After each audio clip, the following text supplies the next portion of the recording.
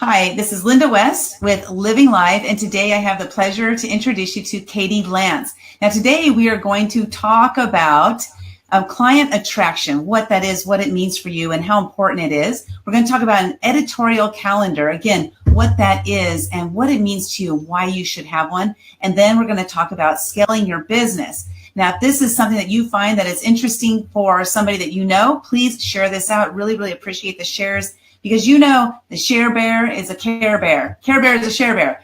So share this out because we really want to help people as much as possible to learn these things, okay? So today, again, I have with me Katie Lance, and she's the founder of Katie Lance Consulting, and she's the author of the Amazon bestselling book, #Get Social Smart. She specializes in working with companies to help develop their social media and content strategy. Her #Get Social Smart Academy has received accolades from industry peers across the globe. Now, Katie has consulted for companies such as Remax International, DocuSign, Realtor.com, Mason Duffy Mortgage, and many, many others. She's also a frequent keynote speaker, a contributor to the Huffington Post, and formerly was the chief strategist for Inman News. So Katie, welcome to the show. I'm so excited to have you here today. How are you doing? Oh, thank you so much, Linda. It's a pleasure to be here today. I'm super excited. Thank you.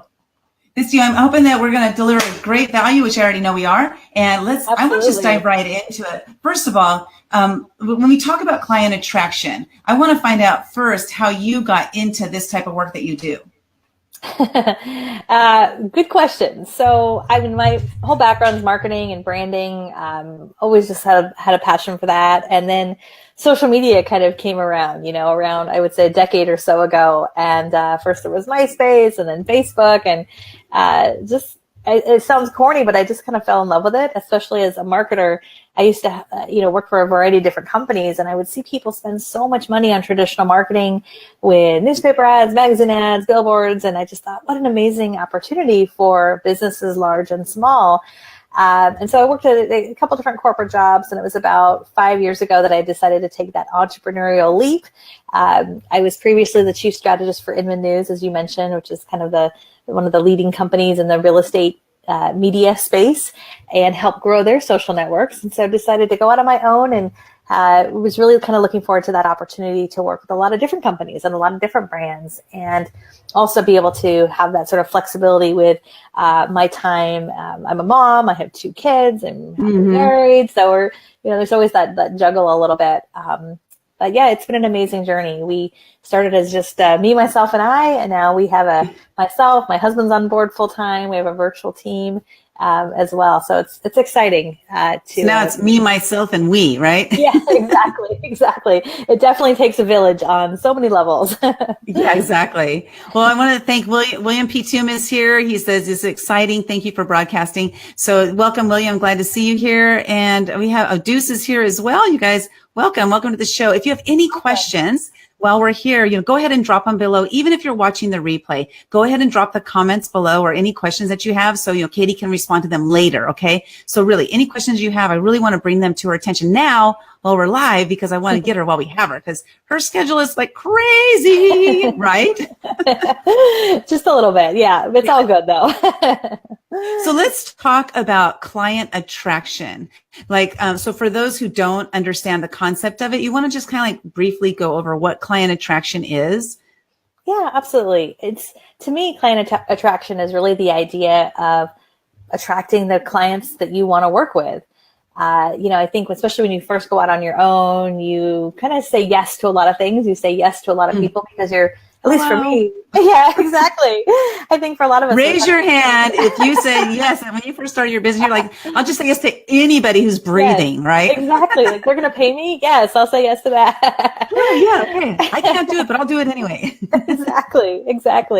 And so I think as you kind of evolve with your business, you start realizing like what you want to do and maybe what you don't want to do. And I remember a long time ago, a mentor of mine said to me, just because you can do something doesn't mean that's what you should be doing, or that's what you should be promoting that you could do. So I remember in the very beginning, I was taking on client projects where I was doing all kinds of marketing things. And I later really kind of realized, like, really my heart is in social media. And so learning a lot of those sort of led me to this journey of attracting clients, attracting the right kind of clients. And I know we're going to get into more of that. Well, I want to talk about that because social media, really did change things for marketers. But now the climate is changing again. What do you see as like the future for social media? Do you have any projections like 2-3 years down the line? Like, what are we going to be seeing then? Because MySpace is like almost, it's practically gone. It's like history, right? It's still there, I hear, but I don't know. Nobody's on there. So what do you see for the future for social media? Yeah, it's evolved quite a bit. MySpace is still hanging out there. It's really a place for musicians. That's where they've kind of found their niche. It's evolved a lot, and it's changed a lot just in the last few years. And I think with everything we're seeing, Facebook's been in the news a lot. There's been a lot of things happening in regards to data and privacy. But I think beyond that, there's a lot of noise. There's more noise than ever before. I always say, I feel like with Facebook, I'm standing on the side of the freeway and just watching the cars fly by. There's so much noise. And so I think a big trend that we're already seeing is this idea of not just posting for the sake of posting, but creating really valuable content that tells the story of what it feels like to work with you. And that's where I think, when you talk about client attraction, that's where there's a big opportunity. It's not about, I got to post to Facebook 3 times a day because I got to stay active. It's really almost like reverse engineering that and thinking about, is it Facebook Live content like you're doing? Is it recorded video content? Is it Instagram story content? Is it all these different kind of storytelling opportunities to tell that story of what it feels like to work with you? And then you're attracting the people you want to work with. So I see that right now, and I think that's only going to increase and get better and better as social media evolves. Yeah, and I see Facebook Live as being a huge part of that, because you get to actually meet the people as human beings and hear their voices, the inflection in their voice. Whereas text, oh my gosh, how many times have you gotten a text message and thought, that person's mad at me, and they weren't at all. Like, it's just the way their written word is so different. And, I want to point out something that's so funny is right when I was asking you that question was exactly the same time that William said, what do you forecast for the future of these similar technologies? William, we're in tune with each other. That's awesome. On the same wavelength. Exactly. And that's great. You can't do that in a blog post or something that's static, a text. Like this back and forth communication, with live broadcasting, whether it's Facebook Live or whether it's on Twitter with Periscope or Instagram Live, like there's just nothing like it. There's nothing like, watching a Facebook Live and someone live says, hey, Katie, or hey, it's like, they saw me. Oh my God. Yeah. I'm not invisible. Right. Exactly. That interaction is huge. And we all want to feel connected. I think that's why we all joined social media a decade ago. Whenever we all joined, was just that feeling of connection. And so I think in a lot of ways, it's kind of going back to that of how we can be really connected. And I would also say too, I know it's a buzzword, but authenticity. There's a lot of shortcuts. There's a lot of people buying followers and setting up all these automation things. And automation is not bad, but you can certainly be smarter about it. And there's nothing that replaces that replaces that personal touch. And so that's where I think if business owners can embrace that, it's a huge opportunity. And I think it's sad that the word authenticity has become a buzzword, because it really is an important, really, really important. It's actually to our core, sharing with others who we truly, honestly are. But it's become like that. Be authentic, and everybody's using it. So it's become like a passe kind of word. So we need to replace it with something else. I don't know. Exactly. So now William asked, let's talk best practices and never do's for small business owners and entrepreneurs. Ooh, good one. What do you think? That's a good question. Yeah, what never do's? Goodness, best practices and never do's. I think some of it kind of goes back to what I said in the beginning. I think in the beginning, there's nothing wrong with saying yes to a lot of people. I always used to say yes and figure it out later, and not shortchanging yourself. I think sometimes we kind of self-doubt and, I don't know. And so in the beginning, it's a lot of, I don't always like this phrase, but sort of fake it till you make it, in terms of just your confidence. And I think the more you put yourself out there, the more you can kind of weed through what works and what doesn't work. I also think, early on, a lot of times it makes sense to have some help. I think sometimes we think we got to do it all ourselves and, I have to get to a certain level before I have an assistant. And, I don't think that's the case. By the time I brought on an assistant, I probably should have done it like a year before. Right. Exactly. And, the great thing about our economy and the way things work right now is there's so many great people that you can bring onto your team on a freelance basis. All of our team members are freelancers or independent contractors. And so it's really a win-win. A lot of them have other clients or other projects that they work on. They've got, families, other things that they do. And so it's a win-win for both of us. But being able to, at some point, really focus on what it is that you do that really brings value. And then if there's some opportunities to, get some additional help, it makes a big difference. And it really does, right? Because like you said, I probably could have done it a year prior to, forming your team, because you could have saved yourself some frustration, aggravation, time, money. All those things could have been saved. You could have been building up your brand faster, easier, maybe with people who have the skills that you don't have. And you're like, I should do this myself. So there's so many. We all think we can do it best. It's like, when did we become, the best at everything? We're not. One of my mentors said, if you can find somebody that can do it 80% as well as you, isn't that good enough? Yes, and I'm like, oh, you're totally right. There's a sign up at Facebook that says done is better than perfect. Yeah. And I love that. Totally. It's like, I need that sign in my office. Yeah. Well, mine says wake up, kick ass, and repeat. That's I like that. I like that. Well, let's talk about the next thing is the editorial calendar. So what exactly is that? And why do I need one? Yeah. So I think having an editorial calendar is really important. Before I went out on my own, I worked for a news organization, and, the news and the media, they kind of live and die by an editorial calendar. Obviously the news changes though. So as much as you can plan out a 12-month editorial calendar, something drastic happens in the news and all of a sudden, the plan goes out the window. But I think it's really important when you think about your social media strategy, not just to think about how often you're going to post or what platforms, but really to kind of take a step back and think about what's your content strategy. Because if there's so much noise and you're not getting traction with your business page on Facebook, or you're not getting traction with social media, a big reason maybe because you're not creating original content. And if you're not creating content, it might be because either you're nervous about doing it, or you're not sure what to say or what to do. And when you have a plan, it just makes it so much easier. And so one of the things that we do at the end of every year, I'll sit down with my team and we just brainstorm. We brainstorm all the questions that I get asked all the time.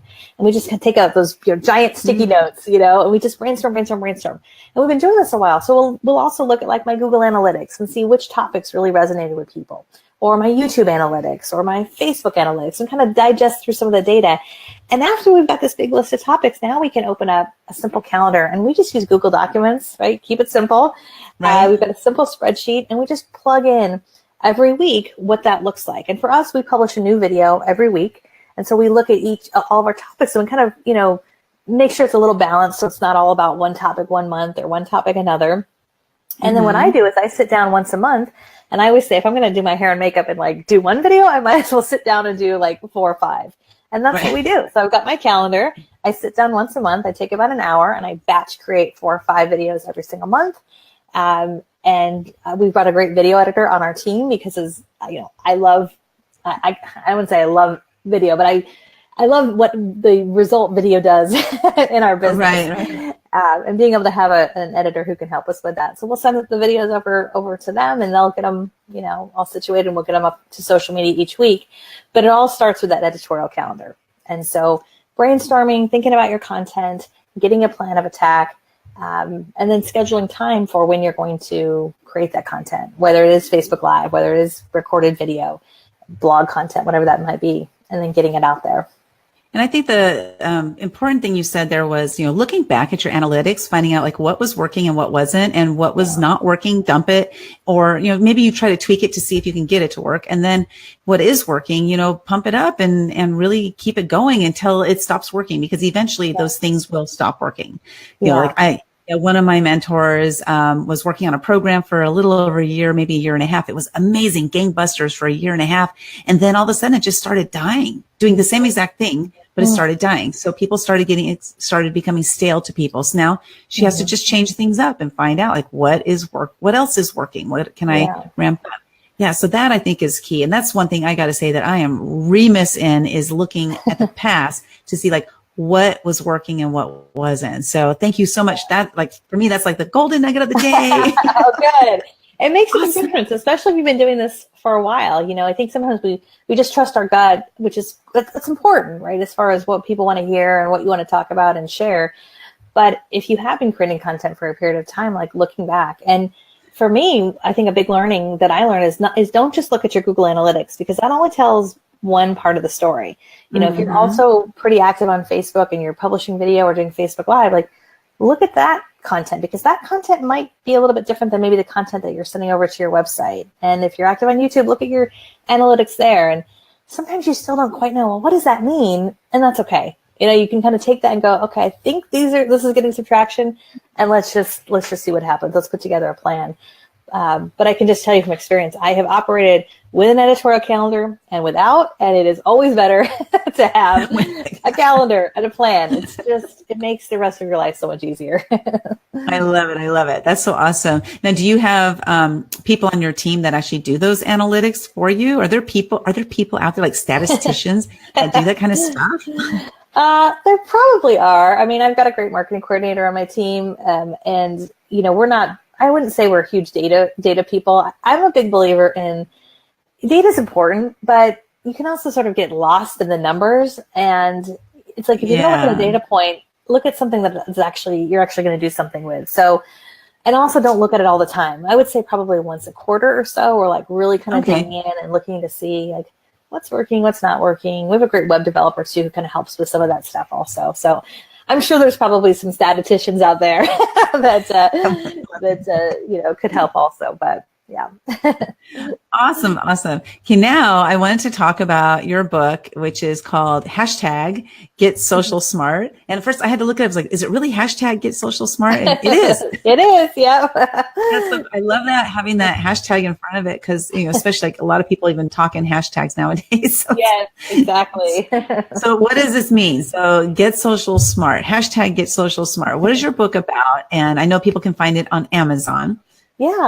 Yeah, so we published the book a year ago, and it was really kind of a culmination of everything I've been teaching when it comes to our clients, and just a lot of the folks that we work with, and culmination of speeches I give and talks we give. And we launched an online academy a couple years ago called Get Social Smart. So the book was kind of just the summation of a lot of what we teach. And the core of it is really to get smarter with social media, because at the end of the day, especially if you're a small business owner or entrepreneur, you shouldn't be on Facebook all day. Or, you know, I'm in the business of social media and I'm not on social media all day long. So it's really about creating systems to be intentional, to use social media in a way to help build better relationships, to stay in touch with your current clients and customers, and then use it in a smart way to generate new business and generate new leads. And so it's written, some people have told me it's kind of like one of those dummies books, you know, where Okay, good. You can go right to the section you want to read. So we have this broken up basically by different social media platforms. So if you want to go right to the Snapchat section, or right to the Instagram section, or right to the Facebook ads section. And then at the end, we have a lot of case studies from clients we've worked with and how they've implemented social media and how it's helped their business. So it's just been super fun. It was definitely a labor of love, and it is on Amazon, as you mentioned. It's on paperback because, you know, as much as I love technology, there's still nothing like a real book where people can flip through and highlight. And there's also a Kindle version on there too. So we're excited about that. And then go to getsocialsmart.com. Yeah, that will take them to the book. Yep, they can go to getsocialsmart.com, and that'll give them more information about our online academy and also information about the book and just the different courses that we have. So, yep. Now, what I love is the fact that it's, you don't have to read the whole book to get it, you know? Exactly. Like you can just go to the section that pertains to you. And I think that's awesome because it can save people time and just to go to exactly what they're looking for. So that's awesome. I love that idea. Thank you so much for putting that out there. Now, the last thing I want to talk about is scaling a business, because you were telling me how you and your husband, you increased your revenue by more than 30%. Yes. So let us in on the deets on that. Yes. Yeah, it was quite a process. Like I said in the beginning, you know, I started out, it was me, myself, and I, and it was always kind of a goal, my husband and I, to really do this together. And so we were really, really blessed 2 years ago. That opportunity opened up, and he took the leap, quit his corporate job, and we made this our full-time, you know, family company business, which is exciting and a little scary, but exciting. Yeah. I think a big part of it was bringing on the right people at the right time. And, you know, I mentioned bringing in an assistant in the beginning. And what we really started to do is really think about, especially for me, because our company is kind of wrapped up in my name and my brand name of what is it that I do that when I do it, it makes the business flourish. And there's actually a quote from Darren Hardy, who's the publisher of Success Magazine. He has kind of a famous quote. He said, "What do you do that when you do it, it makes it rain in your business?" And I just remember hearing that. I heard him at a conference, and I was like, yes, And so as I think about the different areas of our business, we have kind of slowly brought on other folks who are specifically talented in specific areas that have helped us grow the business. And, I know one thing for us, we've really grown a lot with our email list and getting really smarter with how we think about email marketing. And we switched from using MailChimp, which a lot of, I know, business owners use. I love MailChimp, but we kind of outgrew it in some ways. And so we switched over to Infusionsoft about a year or two ago. And it's funny, a lot of folks call Infusionsoft Confusionsoft. Confusionsoft, yes. Because it's super confusing. But we brought on a great gal on our team who, that's her thing. She's a trained Infusionsoft person. And just, just as an example, bringing on someone who that's their love, that's their passion. It's not taking away from what we're doing. It's only helping us get smarter. It's like when I talk about my book about getting smarter with social media, it's really about getting smarter with our business. And so bringing on the right people, same thing with having a video editor. I can edit video, but is it really worth my time to do it? Mm-hmm. Right? And so thinking about kind of those pieces of the business. My husband's great at numbers. He's a great finance guy. That kind of stuff makes me want to pull my hair out. So that's his job, right? And so, can I send mine over to him too? Yes, exactly. And so it's like the scalability, it doesn't happen overnight. And I remember always thinking I don't know, you hear the number $1 million business, or 7-figure business, and you think, oh, everybody's doing that. But the reality is once you really start down this road, that's a huge number. That is the amount of force and energy to get to that level is it's crazy. And we're not there yet. We're getting there. But what's exciting about that is the growth that we've had. And the other thing I'll just mention real quickly is that to get to the growth that we have, we took a little bit of a dip. And this was probably about 18 months or so ago, because we made actually a pretty big pivot in our business. We kind of scaled back some of the consulting that we were doing and really kind of poured a little bit more into our online courses and our online academy. And really kind of looked to see look, we want a business not just for now, but long term. I want to retire doing this, in 10 or 20 years, whenever that might be. So what does that mean? And so kind of taking a little bit of a pivot. When you pivot a little bit, sometimes that means you take a little bit of a dip, but then it's going to go back up. And this past year was it's like a snowball, right? It just hit the top of the mountain and just flew off the top. So, which is exciting. So that's I like that. I'm just imagining you running up the mountain and diving off or something. Yes, exactly. And it really, we really felt it right around Thanksgiving this past year. We had set a pretty modest goal for ourselves. I always try to set a no matter what goal, kind of middle of the road goal. And then oh my gosh, if everything goes right, this will happen.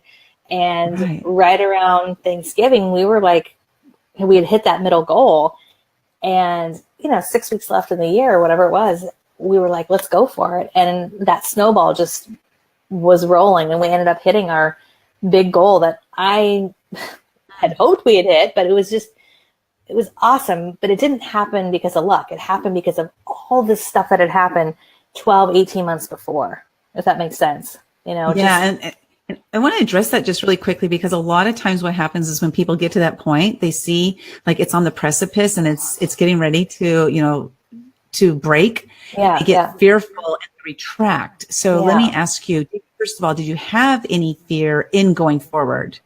And if not, why not? Okay. Oh my gosh, so I totally did. You had some fear going forward. Yeah. So how did you mentally then break through that and say, wait, okay, check in.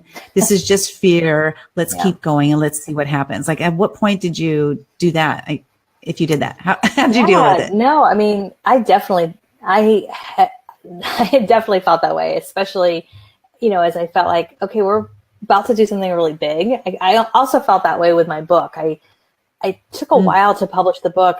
I think part of it is I was feeling that, they call it imposter syndrome, sort of that, who am I? Who am I to write this book? Who am I to me a year and a half. How long did it take you? About that, almost 2 years. Yeah. And I think I felt the same way when it came to just like hitting this big goal. It was like, Yeah. oh my gosh, I was really scared to say like, let's go for it, because what if we went for it and it didn't happen? Mm-hmm. And, luckily I do try to really surround myself with a good support system with my husband and my parents and my dear friends and family who are like, you can do this. And like, what's the worst thing that can happen? The worst thing that can happen is you go for it and you still had an amazing year. You still hit so many of your other goals. Like, that's not a bad thing. Like, you're doing something that so many people would love to do. So if that's the worst thing that can happen, that's why I just think surrounding yourself with the right people, I think as you kind of reach different levels of, success, whatever success means to you, it's easy to kind of get influenced by other people. And I try to be really careful of, kind of the sacred space of like, who are you letting into your life? Whether that's family, friends, people in your business. And it's important to be really around the right people who are supportive of you. So true. And not everybody has supportive family members, and that's okay. Yeah. That just means those aren't the ones that you go to in the times that you're trying to break through that barrier, because you really need the support of people who are going to say, go for it, go for it, go for it. You could do this. You can cross that finish line. You can win victorious, not the people who are going to break you down, because that's, I think, a lot of times what happens is, for some people. But that's awesome. That's so exciting that, you broke through that and you were like, I'm going. We are going. Team, let's go. Exactly. So I want to share with everybody that you have a free download. The download is a content grid. So you want to share with everybody what the content grid is. And I have on the screen, they can go to livinglive.tv/Katie, Katie, and you can download her free content grid. So tell us what the content grid is. Yeah, absolutely. Thank you for that. I appreciate it. Yeah, it's just, it's basically a simple spreadsheet with about 30 ideas of what to post when it comes to content. It's kind of the beginning phases of creating an editorial calendar. So it's a simple spreadsheet. There's about 30 ideas of content ideas that you can use for Facebook, or content ideas as you're thinking about your social media strategy. And then there's some other things in there, like some of my favorite apps for creating content, some of my favorite tools for how I think about content strategy and social media. That's so needed. It's really simple. Because here's what's cool. It's like you have 30 ideas, but then as people are looking at those ideas will spark new ideas. And sometimes if you're anything like me, you just get those blocks, creative blocks, and you just don't know what to do, what to say. I do videos every single day, and I've been doing them every day for 4 years. And, so videos. So I have those instances where I'm like, oh, what am I going to talk about today? And mine is like, I'm doing them for a purpose. Like there's actually a story behind it. It's not just but I have done random, unnecessary videos because I'm like, I have no idea what I'm going to talk about today. Oh, I'll talk about, my phone.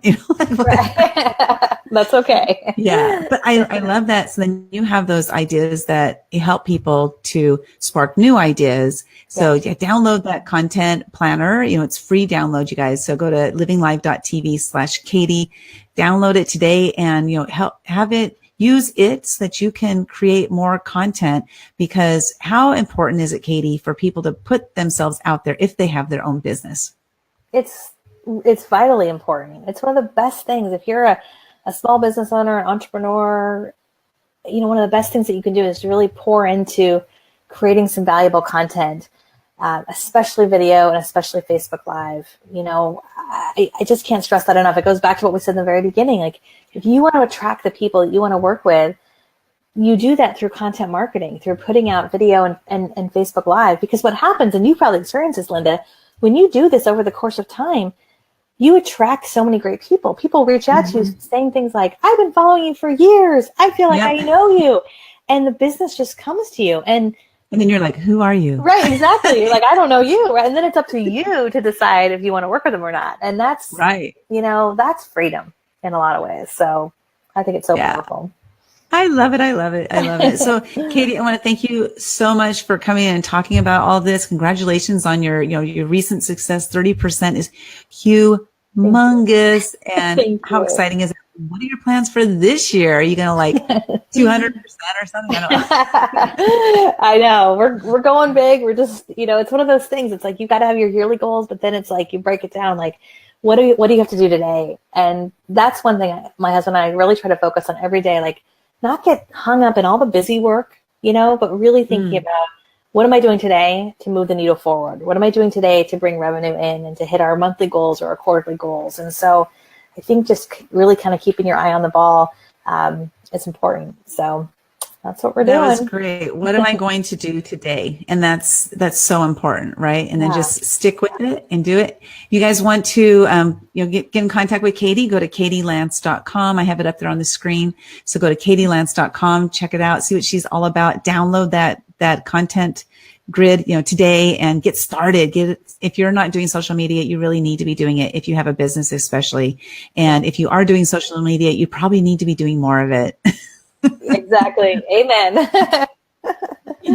Okay. Well, everybody have a wonderful, wonderful day. And Katie, thanks so much for stopping and stick around for just a second. Okay. Okay. Sounds good. Okay. Thanks, everybody. Bye, everybody.